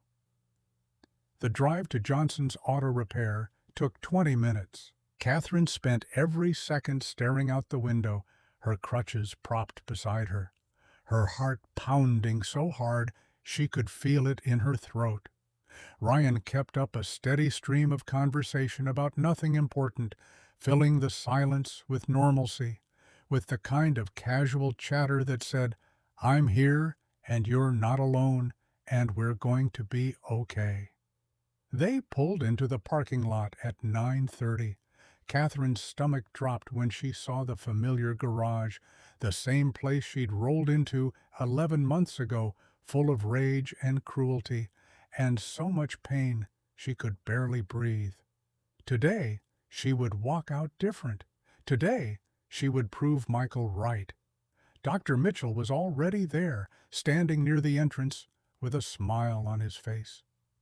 Robert Taylor leaned against the garage door, arms crossed, trying to look casual, but failing miserably. Kenneth Harris had shown up, his weathered face creased with anticipation. Even Danny Martinez was there, bouncing on his toes, like he was watching the Super Bowl instead of a woman trying to walk 40 feet. And Emily, sweet Emily, stood at the front, holding a hand-painted sign that read, "You did it," in bright, messy letters that spoke of a 9-year-old's enthusiasm and faith. "Where's Michael?" Catherine asked. "Inside," Robert called out. "Told him there's a special customer coming. He doesn't know it's you." Catherine nodded, steeling herself. "Okay, help me out." Ryan came around to her side of the car and opened the door. Catherine swung her legs out, legs that moved now, legs that responded, legs that were slowly remembering their purpose, and positioned her crutches. "Take your time," Ryan murmured. "If I take my time, I'll chicken out." She pushed herself up and stood. Her legs wobbled for a moment, then steadied. The crutches took the weight she couldn't yet manage alone. Left crutch forward, right foot, right crutch forward, left foot. Catherine Walker began to walk toward Johnson's Auto Repair, 40 feet from the car to the garage entrance. The longest 40 feet of her life. Dr. Mitchell watched with professional assessment, ready to intervene if needed, but keeping his distance. Emily bounced with barely contained excitement. Ryan walked 2 steps behind his mother, close enough to catch her, but far enough to give her independence, close enough to matter. 20 feet. Catherine's arms were already burning. Her legs felt like they were filled with wet sand. "You've got this," Ryan murmured. 15 feet. Her right leg trembled, threatening to buckle. "Almost there," Robert called out, his voice rough with emotion. "Come on, Dragon Lady." Catherine laughed, despite herself, breathless and exhausted. "I thought that nickname was supposed to be a secret." "Nothing's a secret in this shop," Kenneth shouted back. 10 feet. Catherine could see through the open garage door now, could see Michael bent over an engine, focused on his work, completely unaware of what was about to happen. 5 feet. 3 feet. Catherine stopped at the threshold of the garage, breathing hard, sweat beading on her forehead. Her entire body was shaking from exertion, but she was standing on her own 2 feet at the entrance to the shop where everything had changed. "Michael!" His head came up, confusion crossing his face. Then his eyes found her standing there, upright, supported by crutches, but unmistakably vertical. His wrench clattered to the floor, the sound echoing through the garage like a gunshot. Catherine's voice was steady despite her trembling body. 11 months ago, you made me a promise. You looked at a broken woman in a wheelchair and said 5 words. Do you remember what they were?" Michael's eyes were glistening. He nodded slowly, unable to speak. Catherine smiled, not the bitter, cutting smile she'd worn like armor when she rolled in here, but something genuine, something warm, something that belonged to the person she was becoming instead of the person she'd been. "Well, here I am." And then she walked into the garage, left crutch forward, right foot, right crutch forward, left foot.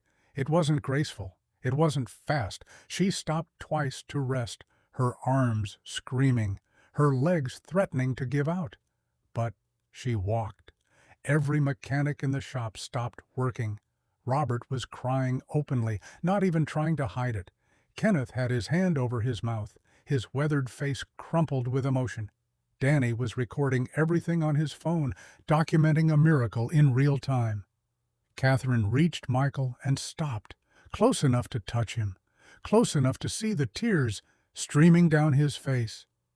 "You kept your promise." Michael's voice was thick, barely audible. "No, you kept it. I just believed you could." Catherine echoed his words from months ago, words that had become a kind of anthem. "Same thing. That's exactly the same thing." She let go of her left crutch. Ryan caught it before it hit the ground. Catherine reached out and took Michael's hand, oil-stained and calloused, the hand of a man who fixed broken things for a living. "Thank you for seeing something in me when I couldn't see anything but darkness, for refusing to let me drive away in a death trap, even when I treated you like garbage, for making an impossible promise and then helping me believe it could come true." Michael squeezed her hand, tears flowing freely. "You did the work, Catherine. All I did was point you toward the light." "You were the light. You and Emily and Dr. Mitchell and Ryan. You were all the light I needed to find my way back."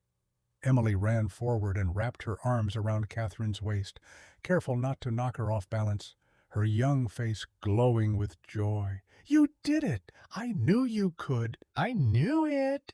Catherine laughed, her free hand coming down to stroke Emily's hair. "I couldn't have done it without you, sweetheart. You showed me what brave really looks like." Ryan stepped forward, grinning. "Maybe we should let Mom sit down before she falls down." Catherine admitted, "Good idea. My legs are staging a rebellion." Robert brought over a chair, not a wheelchair, just a regular chair, and Catherine lowered herself into it with a grateful sigh. Her muscles were screaming, her arms shaking, and she was pretty sure she'd never been more exhausted in her entire life. But she'd done it. She'd walked into Michael Johnson's auto shop on her own 2 feet. The celebration that followed felt like coming home to a place Catherine hadn't known she was looking for. Robert ordered pizza. Kenneth broke out a bottle of whiskey he'd been saving for a special occasion. Danny kept filming, convinced the story needed to be shared with the world, that people needed to know miracles were real if you were willing to bleed for them. "You should do interviews," Danny suggested, his phone still recording. "Go on TV, tell people what happened. This is inspiring." "Maybe," Catherine allowed, "but not yet, not until I can walk without crutches. I want people to see the full transformation." After things wound down, after the pizza was gone and the whiskey bottle was lighter, Michael pulled up a chair beside Catherine. "So, what now?" Catherine smiled. "Now I keep walking. 5 feet today, 10 tomorrow, 50 next month. Dr. Mitchell says I might graduate to just a cane by spring. And then—" She trailed off, considering. "And then?" Catherine took a breath, gathering courage for a different kind of vulnerability. "And then I make things right. I spent 2 years destroying people, firing them, dismantling their departments, turning their lives upside down in the name of corporate efficiency. I was good at it because I didn't care about the damage I was doing." She looked at Michael, then at the mechanics gathered around him, working-class people who'd been dismissed and overlooked by people exactly like the old Catherine, people who knew what it felt like to be treated as less than human. "I don't want to destroy anymore. I want to build. I want to use my skills to help businesses survive instead of helping them cut their way to profitability. I want to give people second chances the way you gave me one." Michael's eyes widened slightly. "That's a big change." "I'm restructuring my whole life," Catherine said, "starting with this." She reached into her purse and pulled out an envelope. Michael opened it, his jaw dropping when he saw the check inside. The number had more zeros than he'd expected, more than felt real. "Catherine, this is seed money for a foundation I want to create. Rehabilitation therapy for people who can't afford it. People like me who need a second chance but don't have the resources to fight for it." Michael stared at the check, his hands trembling. "This is more than I've made in my entire life. And it's just the beginning. I'm calling it the Johnson Mitchell Foundation.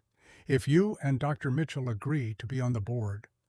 Dr. Mitchell, who'd been standing quietly at the edge of the gathering, stepped forward. "You want to name a foundation after us?" "After the people who saved my life," Catherine corrected. "After the people who refused to give up on a bitter, broken woman who didn't deserve their kindness.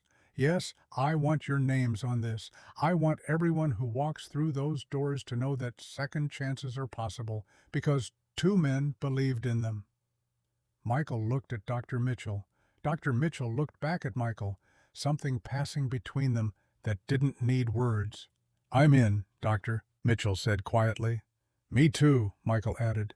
"Whatever you need, Catherine, I'm in." Catherine felt tears streaming down her face again. But these weren't tears of pain or frustration or anger. These were different. These were tears of joy, of purpose rediscovered, of a future that looked nothing like the past and everything like hope. "There's one more thing." Ryan pulled a small velvet box from his pocket and handed it to his mother.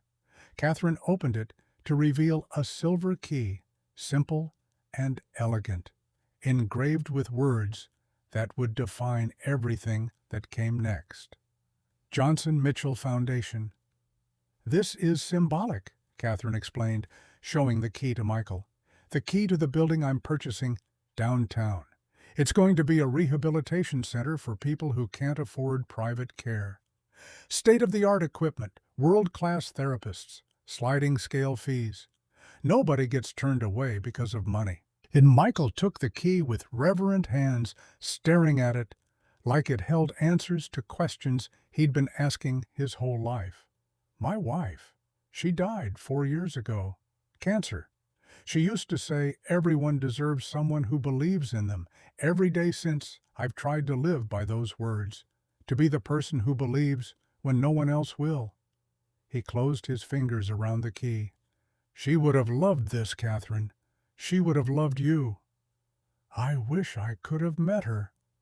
"You did," Michael said softly. "Every time I refused to give up on you, that was her. Every time I pushed back, when you tried to drive away, that was her. She's been with us this whole time." Catherine reached out and squeezed his hand. "Then let's honor her. Let's build something that would make her proud. 3 weeks later, the Johnson Mitchell Foundation held its opening ceremony. It was a small gathering, just family really, Michael and Emily, Dr. Mitchell and his staff, Ryan and a few of Catherine's former colleagues who'd witnessed her transformation and wanted to be part of something that built instead of destroyed. Robert and Kenneth and Danny from the shop, people who'd seen her at her worst and chose to believe in her anyway.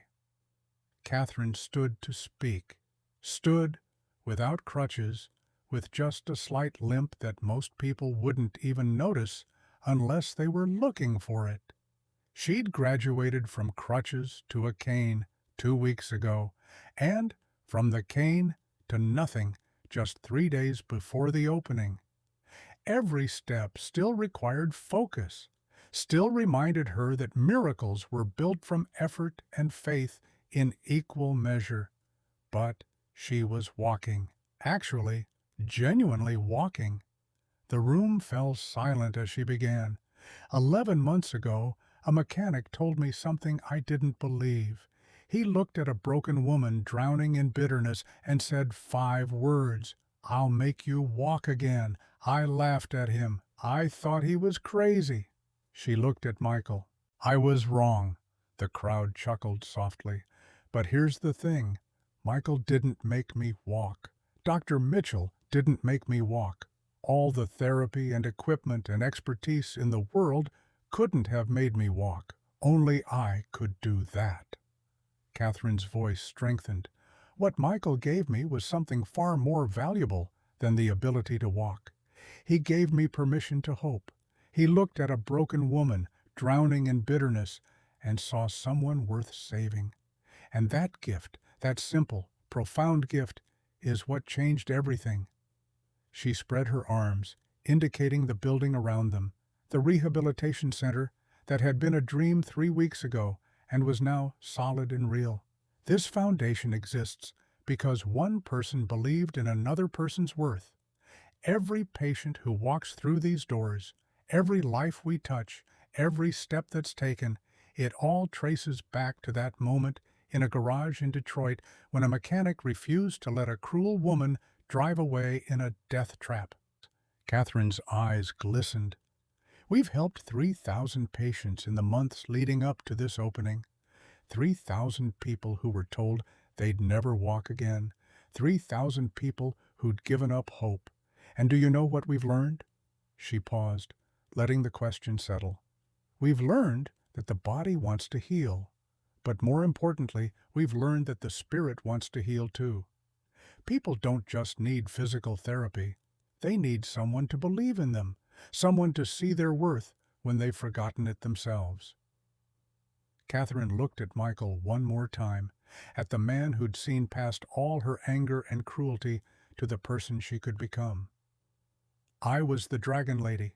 I was cruel and bitter and broken, and a mechanic saw past all of that to the person I could become. Not the person I was, the person I could become. Her voice cracked with emotion. That's what we do here. We don't just heal bodies. We see people. We believe in them. And we never, ever give up on them, because nobody is beyond repair. Nobody. The applause was thunderous, shaking the walls of the new building, echoing off equipment that would soon help people climb back from edges they thought were permanent. After the ceremony, Catherine found Michael alone in the observation room, looking out at the therapy floor where patients would soon be working with their therapists, fighting their own battles against bodies that had stopped listening. Some speech. Catherine came to stand beside him. I meant every word. I know you did. That's what makes it special. They stood in comfortable silence for a moment, watching through the window at the empty therapy room that would soon be full of pain and effort and small victories that felt like miracles. Do you ever think about that day? Catherine asked. The day I rolled into your shop? All the time. What do you remember most? Michael was quiet for a moment. The way you threw your keys at me, like I was a servant, like I wasn't even human. Catherine winced. I'm so sorry. Don't be. That's not the part I remember most. He turned to look at her. What I remember most is what happened after. The way your face changed when I showed you the brake lines. The way your mask cracked just for a second, and I saw the pain underneath. His eyes were warm. That's when I knew. That's when I knew you were worth fighting for. Catherine felt tears sliding down her cheeks. You changed my life, Michael Johnson. You changed mine, too. I was just a mechanic, fixing broken cars. Now I'm part of something that fixes broken people, and it's all because of you. It's all because of us, Catherine corrected. You, me, Dr. Mitchell, Ryan, Emily, everyone who believed when believing seemed impossible. Michael smiled. You know what my wife used to say, the one I told you about. Everyone deserves someone who believes in them. That's the one. Michael nodded slowly.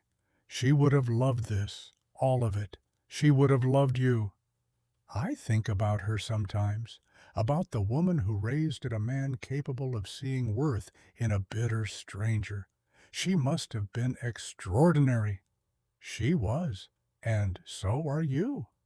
They stood in comfortable silence, watching through the window, as cleaning crews prepared the therapy room for tomorrow's opening for the first patients who would walk through doors built on faith and second chances. 3 days after the foundation opened, the first patient arrived. A young woman named Sarah, 24 years old, paralyzed from the waist down after a motorcycle accident 6 months ago. She rolled into the Johnson Mitchell Foundation with the same look Catherine recognized from her own reflection 11 months ago. Angry, bitter, convinced that hope was a cruel joke for people who hadn't suffered enough. Catherine met her at the door. I'm Catherine Walker. I run this foundation. Sarah's eyes flicked down to Catherine's legs, noticing the slight unevenness in her stance, the careful way she distributed her weight, the evidence of someone who'd fought their way back from an edge that looked permanent. You're standing, Catherine smiled. I am now. 14 months ago, I couldn't move my toes. Something flickered in Sarah's expression. Not hope, not yet, but maybe the distant cousin of hope. Curiosity. How? Catherine's smile widened, echoing the same expression Michael had given her in that garage, full of absolute conviction, born from watching impossible things become real. Come inside, and I'll tell you everything. But first, I want you to know something. Something a mechanic told me when I was exactly where you are right now. Sarah hesitated, then looked up at Catherine, waiting. You're not as broken as you think you are, and if you're willing to fight, really fight, I promise you we're going to make you walk again. Sarah stared at her for a long moment. Then, for the first time since her accident, she started to cry. Not tears of frustration or anger or despair, but something else, something that looked like the beginning of belief, fragile and terrifying and alive. Catherine Walker, former Dragon Lady, former corporate destroyer, former broken woman in a wheelchair, held out her hand and waited. Waited while Sarah made the same choice she'd made 11 months ago in a parking lot 3 blocks from a garage where a mechanic had refused to let her give up on herself. Sarah took her hand, and Catherine led her inside into a building built on the principle that broken things could be fixed, that hope wasn't always a lie, that sometimes the person who saves you isn't the one with all the answers, but the one who refuses to let you give up on yourself. Behind them, Michael stood in the doorway with Dr. Mitchell, watching. Here we go again, Michael murmured. Here we go again, Doctor, Mitchell agreed, smiling. And as Catherine disappeared into the therapy room with Sarah, as Ryan joined his mother to help welcome their first patient, As Emily ran up to show Michael a drawing she'd made of the foundation with stick figures walking through the doors, Michael thought about his wife's words. Everyone deserves someone who believes in them. He thought about Catherine, about Emily, about all the people who'd come through these doors in the months and years ahead. People who'd been told their damage was permanent, their limitations set in stone, their futures already written in wheelchairs and defeat. People who needed someone to believe in them when they'd forgotten how to believe in themselves. Michael looked down at the silver key Catherine had given him, still in his pocket, the key to a building that existed because a bitter woman had rolled into his shop and he'd refused to let her drive away. The key to second chances, to hope that wasn't a lie, to the simple truth that nobody was beyond repair if someone cared enough to try. He closed his fingers around the key and smiled. The body wanted to heal. Catherine had proved that. But more than that, the spirit wanted to heal too.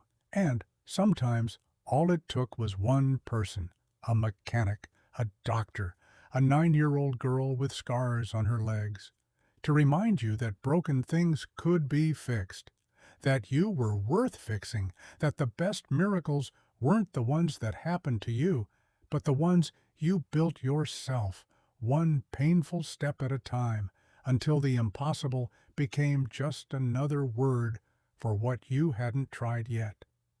Michael walked back into the garage, back to the work that waited, back to fixing broken things, because that's what he did. That's what he'd always done. And somewhere in a therapy room, in a building that bore his name, Catherine Walker was teaching another broken woman the same lesson she'd learned. You're not as broken as you think you are. And if you're willing to fight, anything is possible, even walking.